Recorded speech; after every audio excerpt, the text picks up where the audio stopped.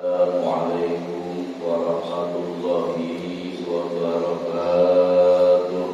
Waalaikumsalam warahmatullahi wabarakatuh. Alhamdulillahilladzi huwa asba'ana wa an'ama 'alaina wa afdalul amalina wal malana. Asyhadu an la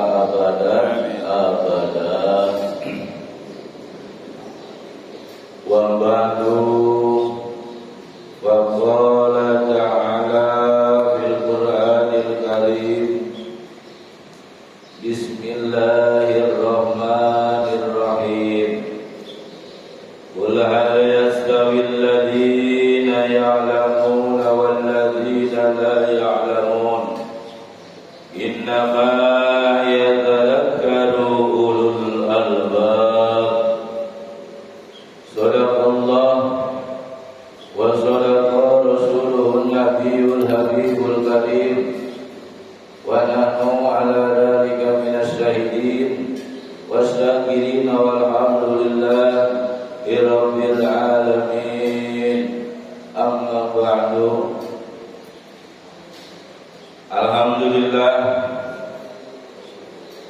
segala puji bagi Allah yang telah memberikan kami kekenyangan dan memberikan kepada kami nikmat dan manfaat. Dengan ini kita bersyukur selalu kepada Allah. Yang paling singkat-singkatnya kita mengucapkan syukur ialah mengucapkan kalimat Alhamdulillahirabbil alamin. Di dalam doa sebuah riwayat hadis, Alhamdulillahilladzi huwa asba'ana wa an'ama 'alaina wa afdala amalana. Keabdalan dalam amalan diawali dengan atau diakhiri setelah mengerjakan sesuatu diakhiri dengan hamdalah.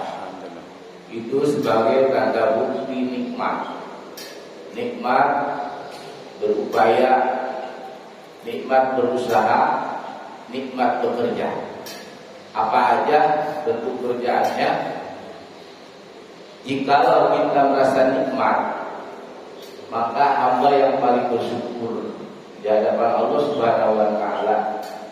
Baik kerjaan kita makan, minum, itu kan suatu gerakan, ya, suatu pekerjaan yang ada di diri kita, ya.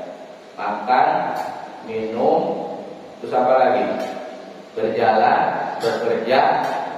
Nah, kalau orang beriman sudah pasti tentu disempurnakan dengan hamdalah.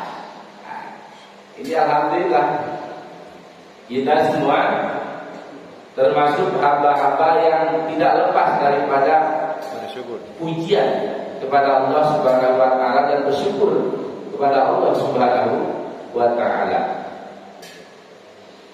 Insyaallah mudah-mudahan dengan syukur ini nikmat kita luar biasa.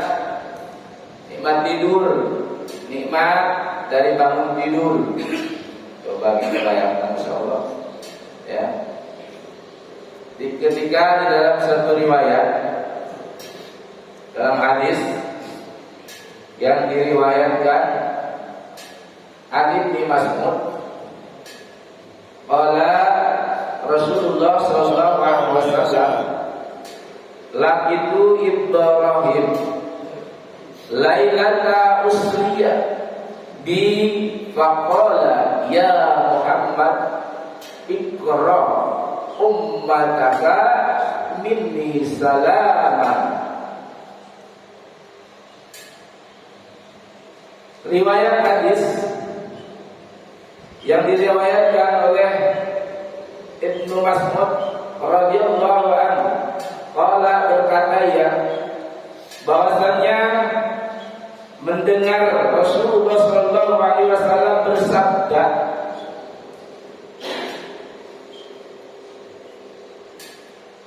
pada malam aku dimi'rajkan, kata Rasul, aku berjumpa dengan Ibrahim alaihi salam.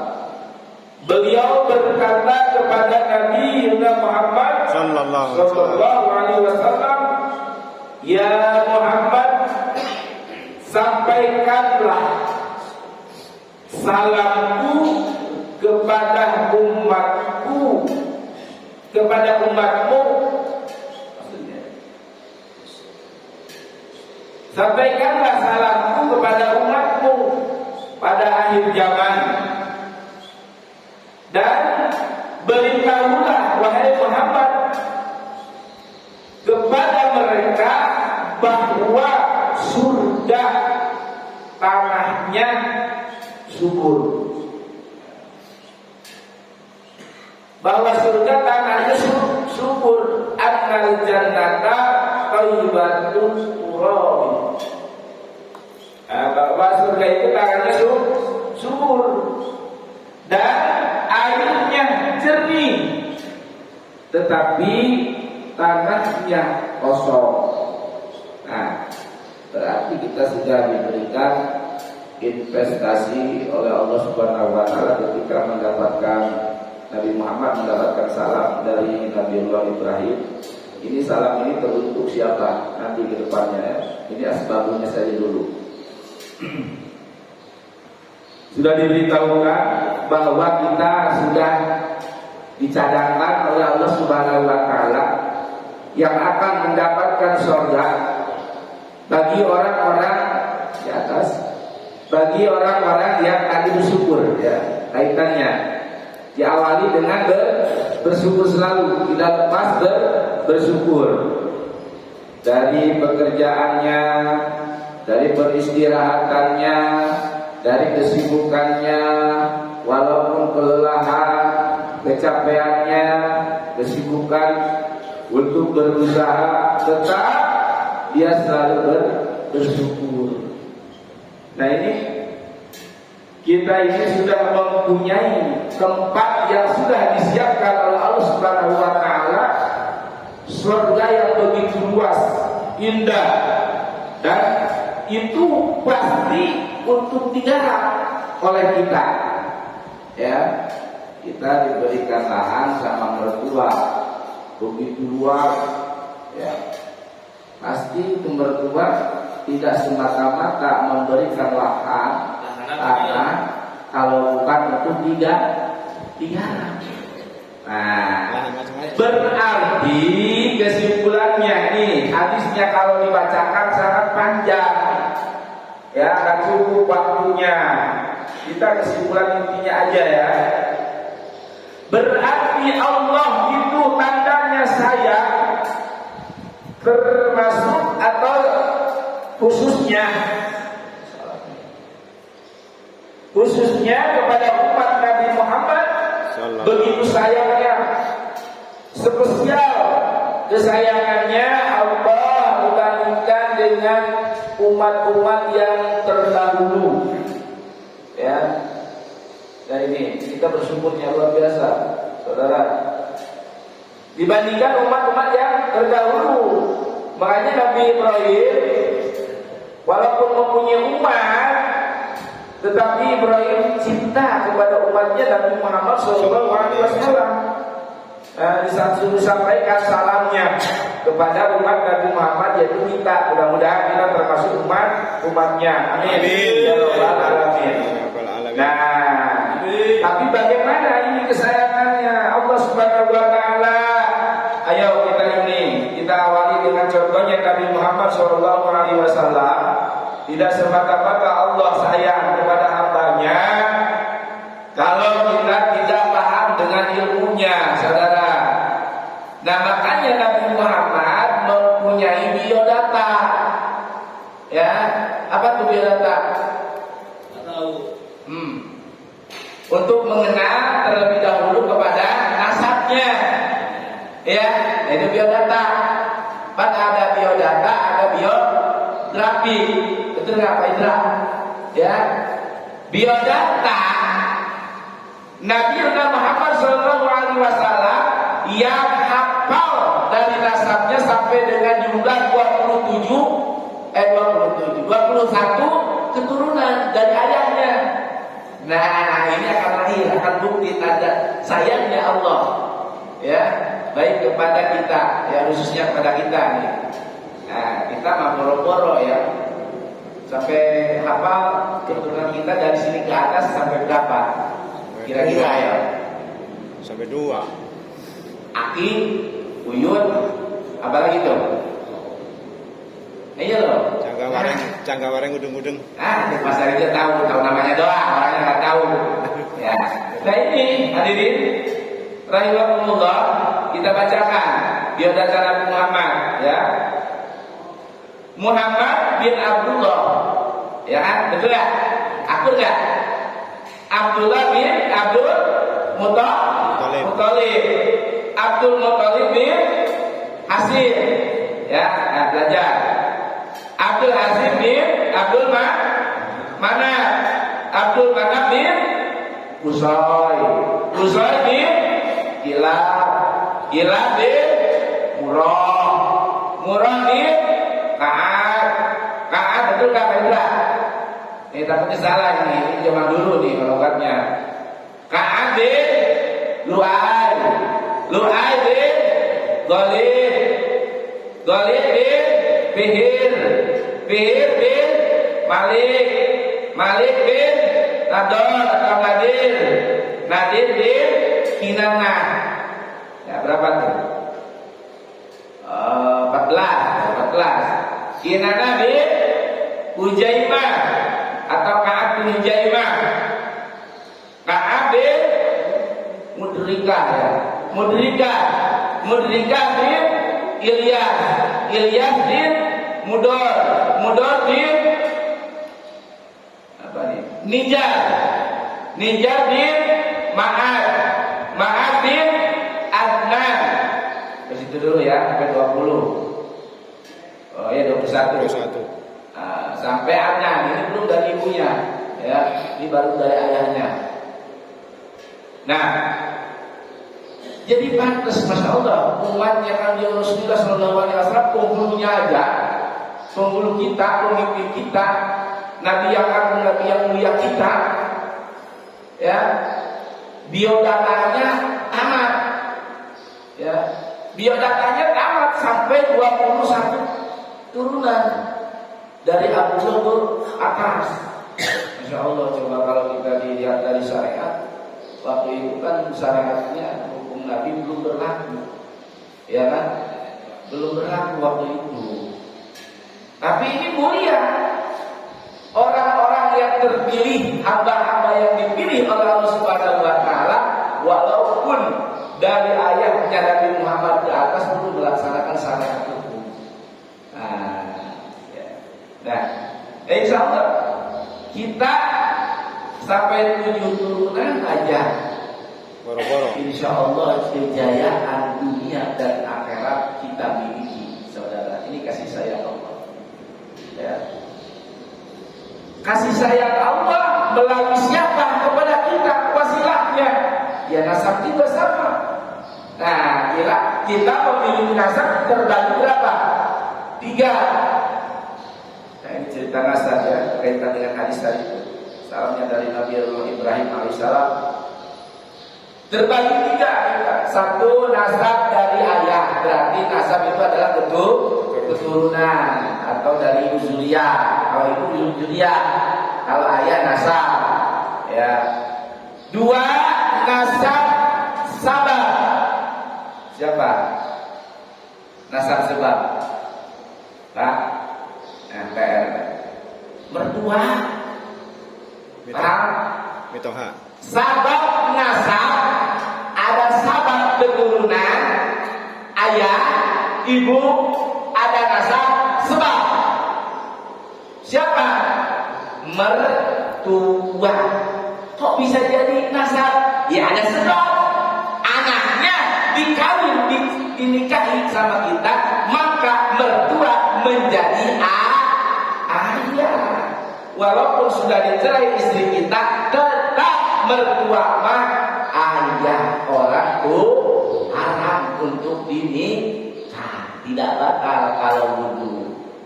Bapak itu nasab sabab. Terbagi dia. Lalu siapa lagi yang akan menjadi nasab sabab? Guru. Sebab apa? Sebab ilmunya. Betul. Guru pun bapak. Sebab beda. Kalau guru mah boleh nikah sama murid, sama santri boleh. Bedanya hanya terbagi 3, ya.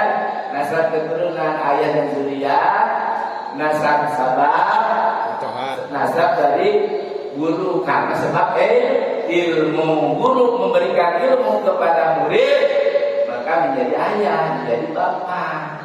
Adalah ditanya tuh, walimu, orang tua walimu, murid itu, ya. Nah ini, makanya bukti kasih sayang Allah Subhanahu wa Ta'ala. Karena kenapa? Manusia itu makhluk yang paling utama, makhluk yang paling dicintai di antara semua makhluk yang Allah cintai, yang Allah ciptakan. Ya, semua makhluk kan banyak, tapi ini manusia sangat luar biasa. Makanya Allah menitipkan kepada kita, kepada pemimpinnya, jangan sekali-kali menyakiti sesama umat, ya, atau sesama makhluk. Itu tidak boleh. Kalau pengajian dalam tasawufnya itu juga tidak boleh, ya, saling menyakiti sesama makhluk, walaupun butuh, walaupun tongo apa? Tongo kayak orang Sunda, butuh ayam. Itu kalau menurut tasawuf tidak boleh dibunuh, ya. Itu makhluk semua. Ada di situ ilmunya hak insani, ya. Nah, tapi kan karena itu hama, ada juga syariat yang harus memang diberantas, ya. Hama yang akan menyebabkan datangnya penyakit, ya, seperti malaria, Pak RW, diet komi kan itu. Nah itu kan hama, wajib itu mah, ya. Kalau mengaji tasawuf mau insya Allah berat.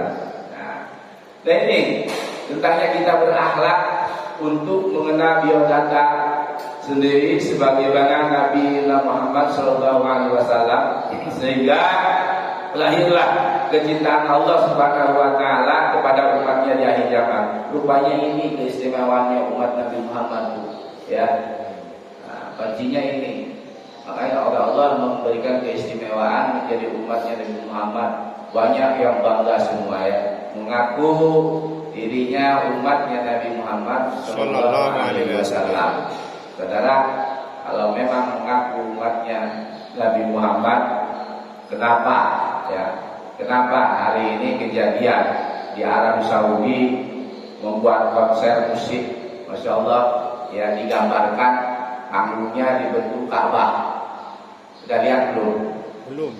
Belum, coba lihat kan? Ya, cari aja sendiri, ya. Panggungnya dibentuk Ka'bah, artisnya setengah keranjang. Saudi minoritas Muslim. Wahabi lah, katakanlah, maaf, saya bukan mereka Wahabi. Wahabi kan luar biasa, baca Qurannya fase, hadisnya sahih, semua paling hebat, didengarnya enak kalau orang-orang Wahabi baca Quran. Ya, kenapa negerinya sendiri, kotanya sendiri terjadi pelecehan? Baitullah dijadikan Walaupun itu gambaran suatu pelecehan, saudara. Mengaku umatnya Nabi Muhammad paling terdepan, saudara. Kenapa?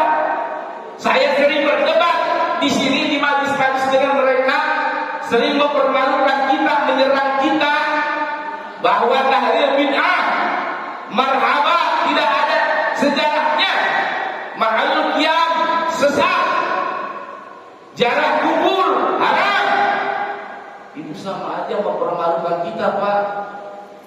Sekarang bukti oleh Allah Subhanahu wa taala lebih dipermalukan untuk mereka di negerinya sendiri. Mana ulama-ulama Wahabi? Pada diam sekarang. Dedap di saya, Pak. Mana ulama-ulama Wahabi yang mengaku paling terdepan umatnya Nabi Muhammad di akhir zaman, yang paling soleh, yang paling benar? Alhamdulillah, subhanallah. Saya harus berbicara dong. Ulama hebat. Sebagian mereka ya protes kepada Putra Salman yang merekomendasi ya, yang mengizinkan konser maksiat. Saudara, coba jangan ketinggalanlah sebego-begonya kita ya.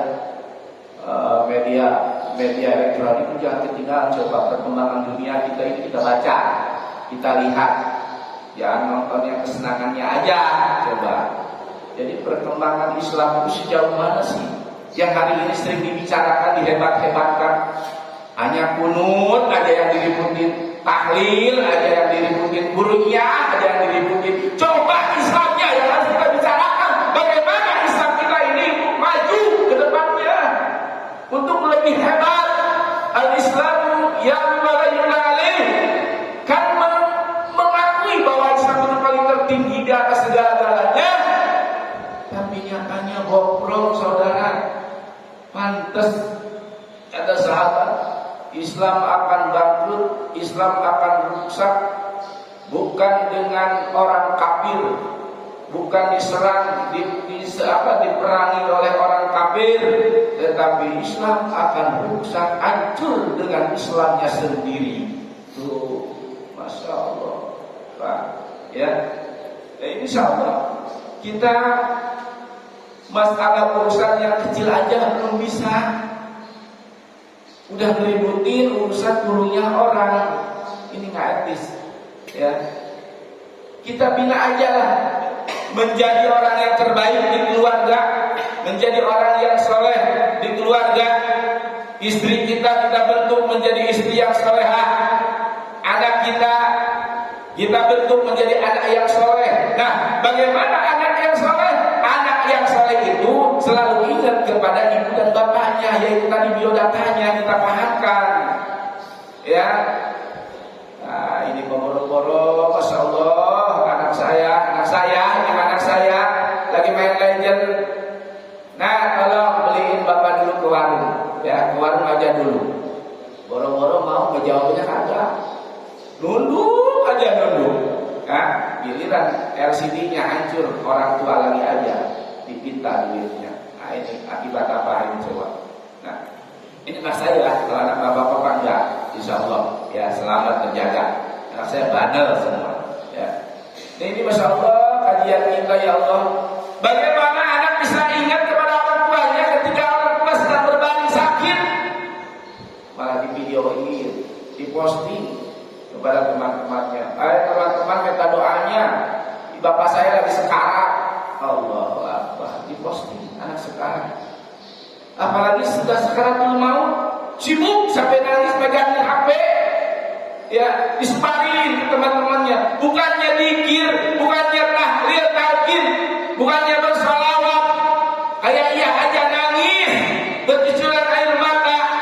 Masya Allah, Pak, kita sedang sakaratul maut itu terasa sakitnya. Kayak diseset-seset melihat anak kita, bukannya membantu doa, bukannya membacakan sholawat, dzikir, tahlil dan talqin, malah seperti itu menjauh kepada kita. Apa yang kita rasakan, Pak? Coba kita bayangkan. Istri kita juga sama, ya. Ke pengajian bergetar rajin, Ya, walaupun tidak dikasih izin sama suami, maksa aja berangkat. Nah, ini istri apa ini? Soleh apa itu soleh? Kebenaran Pak Ustaz, itu kebaikan, biarkan saja. Enggak. Rasulullah SAW telah mengajarkan kepada putrinya Fatimah Zahra yang segitu tegasnya, jika engkau suamimu tidak memberikan izin untuk keluar sekalipun untuk mendatangi ibu bapakmu dalam keadaan sakit, jangan sekali-kali melangkahkan kaki keluar dari rumahmu. Haram hukumnya. Allahu Akbar. Ini bagaimana keluarga kita menjadi soleh dan solehah? Ibunya saja maksa. Ya, oke, itu kebaikan, ya, kebaikan. Apakah suamimu di rumah tidak bisa ngaji?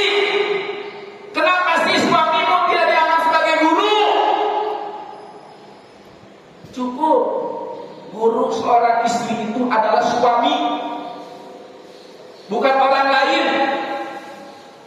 Hati-hati saudara. Ya, ini kaitan dengan untuk membina kesolehan di dalam rumah tangga. Ya, guru sang istri itu ada suami. Suami itu raja yang wajib ditaati, wajib dipatuhi. Kalau ada suami tidak diizinkan untuk keluar, maka jangan sekali-kali keluar. Makanya Fatimah Zahra bertanya kepada ayahnya, ya Rasulullah, ini seorang putri, seorang anak memanggil ayahnya tidak pernah memanggil abi, bapak, ayah, tidak. Ya Rasulullah, gelarnya yang dipanggil Pak, Bu. Ya, begitu berakhlaknya, gelarnya yang dipanggil ya Rasulullah. Bagus. Siapa dalam golongan kaum wanita yang paling punya urutan nomor 2 untuk masuk ke surga? Golongan wanita. Ini ditanya oleh Putri Fatimah. Siapa ya Rasulullah? Ummu apa sama ya?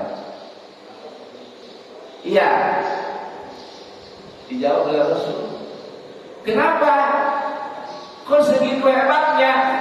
Beliau akan dimasukkan ke surga golongan kedua daripada istri-istri Nabi. Nomor 2. Kamu coba kamu kunjungi Fatimah. Kalau kamu pengen tahu cara beribadahnya, ya, cara beribadahnya selama itu, coba pengen tahu, coba datangi. Ya, dikasih alamatnya di kampung Anu. Ini.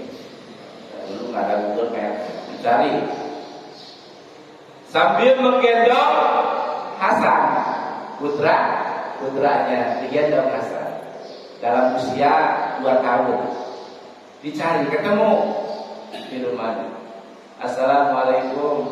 Waalaikumsalam. Dibuka pintunya. Begitu dibuka sama tuan rumah, dilihat putri Rasul. Betapa bahagianya, suatu kebanggaan saya kedatangan tamu seorang putri Rasul. Senang, tapi tidak keluar semua badannya dari pintu, Pak. Pintunya cuma ini separuh dibuka. Yang nomor palanya dikontrol tuh begitu berangkatnya. Takutnya si tamu itu membawa laki-laki. Ternyata dia yang digendong itu putranya Hasan, laki-laki. Kemudian mundur lagi. Ya Fatimah, jangan bertamu sekarang karena suamiku sedang di luar.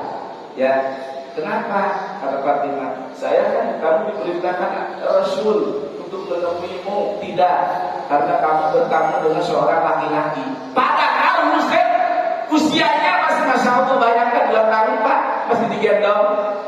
Tapi beliau tidak mau menerima kedatangan tamunya, suruhan dari Rasulullah SAW. Berarti apa di situ ada goer marau laki-laki. Ini betapa apiknya saudara yang sudah dicontohkan oleh Fatimah Zahra kepada kita. Ya, akhirnya Fatimah tidak sempat masuk, Pak. Pulang lagi. Besok aja katanya datang lagi apabila suamiku sudah datang. Ya, keesokan harinya datang lagi. Ya. Bukannya bawa Hasan, malah Husainnya dibawa dua-duanya. Kan kembar Hasan dan Husain. Dibawa dua-duanya Pak oleh Fatimah Zahra, bertamu lagi pada yang disuruh oleh Rasulullah SAW, ya, wanita solehah, wanita unggulan di antara istri-istri Rasul. Ya, ini datang lagi. Masya Allah, begitu datang lagi lebih bingung lagi. Bukannya nggak bawa laki-laki, malah bertambah. Nah, kemudian begitu itu kan dibuka pintunya Pak. Apa beliau berbicara di balik pintu sambil mengintip. Ya Fatimah Zahra, kamu kehormatanku, kamu yang mulia, kamu kebanggaanku. Bukan kami menolak kedatanganmu, tapi sayang seribu sayang, kamu malah membawa dua laki-laki. Kami tidak ada izin, kami takut dengan azab Allah, dengan siksa Allah, dengan murka Allah.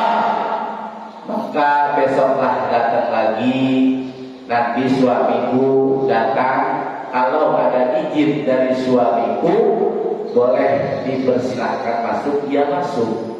Gak lama kemudian suaminya datang lewat belakang. Ya, lewat belakang. Assalamualaikum, waalaikumsalam. Karena di depan ada tamu perempuan. Suaminya datang lewat belakang. Wahai istriku, ada apa? Ada tamu. Suruhan Rasulullah SAW. Siapa beliau? Putri Fatimah. Kenapa nggak disuruh masuk? Tidak berani. Saya belum ada izin dari suami. Masuk, silakan masuk. Akhirnya diperkenankan untuk masuk. Tiga-tiganya masuk. Kemudian suaminya tarik mundur lagi ke belakang bersama istrinya. Kemudian istrinya nanya, ya suamiku yang gagah tampan, pujaanku, apa yang kau minta hari ini setelahnya pulang capek? Kata istrinya, saya sudah dipersiapkan kipas angin dengan cameti. Tahu cameti Pak? Buat mukul, buat pecut, ya. Saya sudah dipersiapkan, bukannya mempersiapkan hidangan, mempersiapkan kipas angin dengan seperti dengan pecut, cambuk, ya.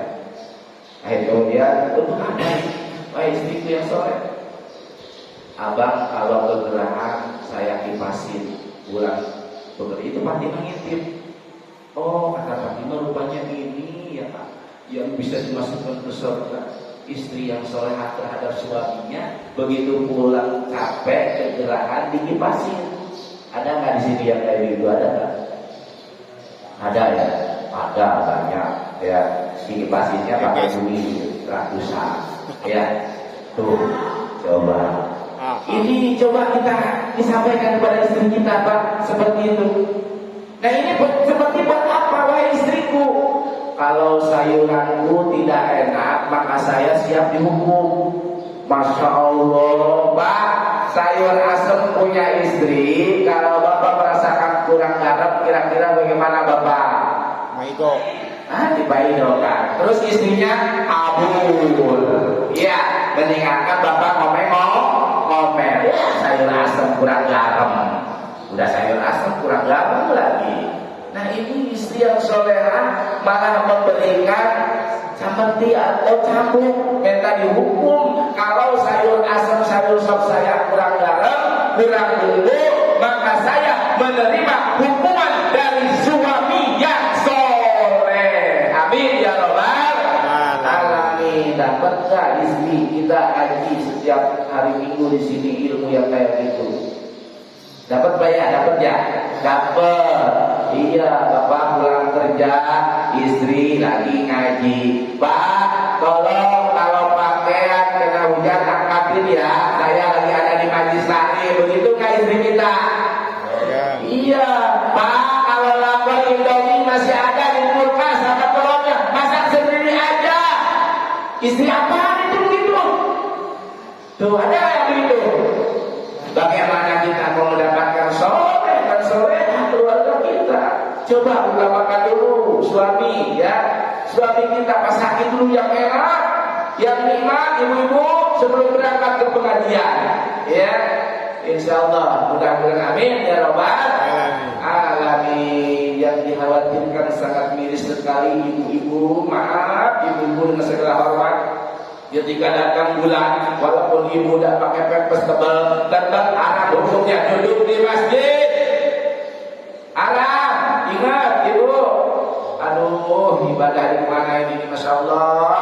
Walaupun itu pakai pempes yang tebal, walaupun datang bulan karena mau main kosidahan di masjid. Aduh, ya Allah, maaf, saya maaf.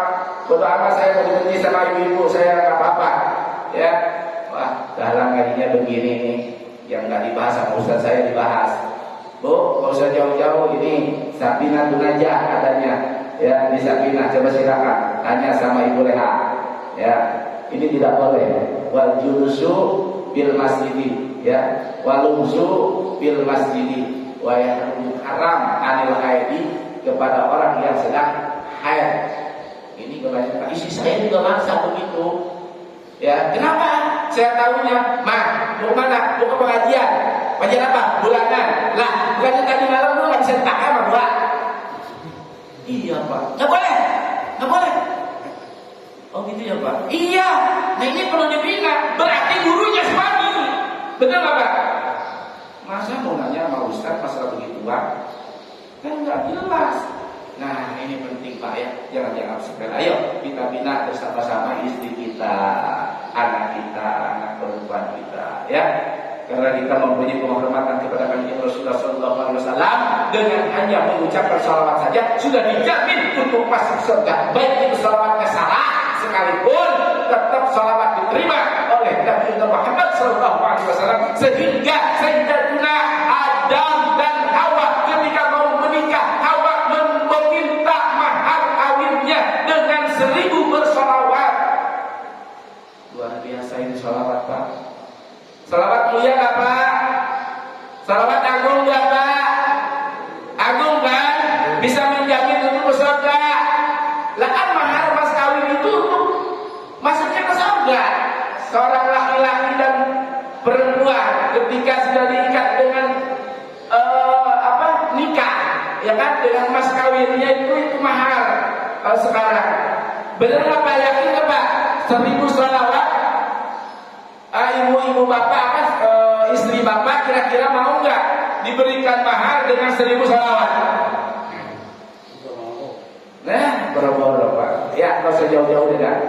Saya tanya bapak tadi mengaku bahwa sholawat itu agung, sholawat itu mulia, sholawat itu luar biasa bisa masuk ke surga. Saya tanya kejujurannya biar tidak ada dusta di antara kita Pak. Saya tanya jujur, bapak punya anak perempuan ingin dilamar, yang melamar 2 orang, yang satu mas kawinnya sholawat 1000, yang satu 50 juta, mana yang bapak terima?